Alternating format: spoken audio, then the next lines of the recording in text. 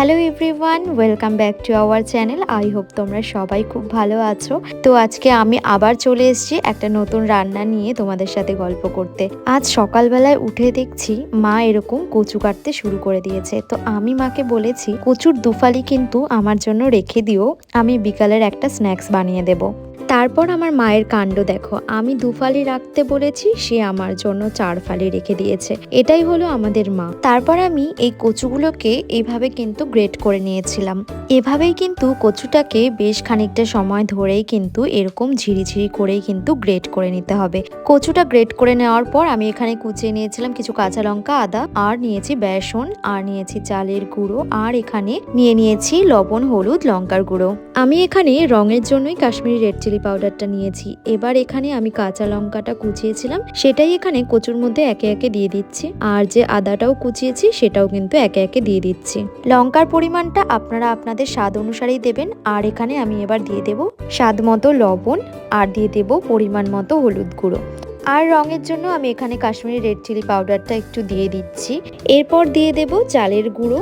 আমি এখানে 1 কাপ মতো চালের গুঁড়ো ব্যবহার করেছি, আপনারা আপনাদের পরিমাণ অনুযায়ী কিন্তু দেবেন। এরপর আমি এখানে দিয়ে দিচ্ছি বেশ খানিকটা বেসন। আমি এখানে যতটা পরিমাণ চালের গুঁড়ো নিয়েছি তার ঠিক সম পরিমাণই কিন্তু বেসন নিয়েছি।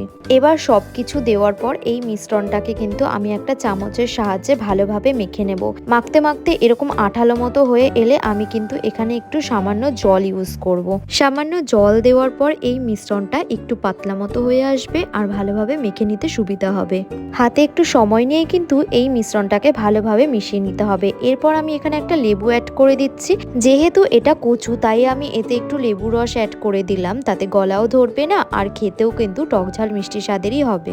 এবার আমি এখানে একটু স্বাদ অনুসারে চিনি দিয়ে দেব। তারপর কিন্তু মিশ্রণটাকে ভালোভাবে মেখে নিয়েছি। এবার আমি এই কচুটাকে কিন্তু এরকম ভাবে অল্প অল্প করে নিয়ে চ্যাপটা চ্যাপটা মতো শেপ দিয়ে কিন্তু তেলের মধ্যে দিয়ে দেব। এইভাবে সেম পদ্ধতিতেই বাকি পকোড়াগুলোকে কিন্তু একইভাবে আমি তেলের মধ্যে দিয়ে দিচ্ছি। দিয়ে এই পকোড়াটাকে ভেজে নেব বেশ খানিকটা সময় ধরে।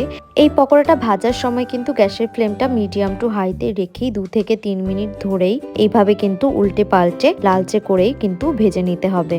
আপনারা অনেকেই আছেন কচু খেতে কিন্তু ভয় পান, এইভাবে বানিয়ে একদিন খেয়ে দেখুন, তাহলে কিন্তু আপনাদের কচু খাওয়ার ভয়ের সম্ভাবনাটা একদম কমে যাবে। এবার দেখুন পকোড়াগুলো কিন্তু লালচে হয়ে এসছে, আর পকোড়াগুলো কিন্তু এবার আমি তুলে নিয়েছি।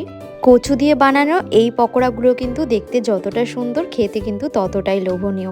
আর এই কচু দিয়ে বানানো এই পকোড়াতে পেঁয়াজ রসুন আমি যেহেতু ব্যবহার করিনি, তাই নিরামিষের যে কোনো দিন আপনারা কিন্তু এই পকোড়াটা বানিয়ে খেতে পারেন।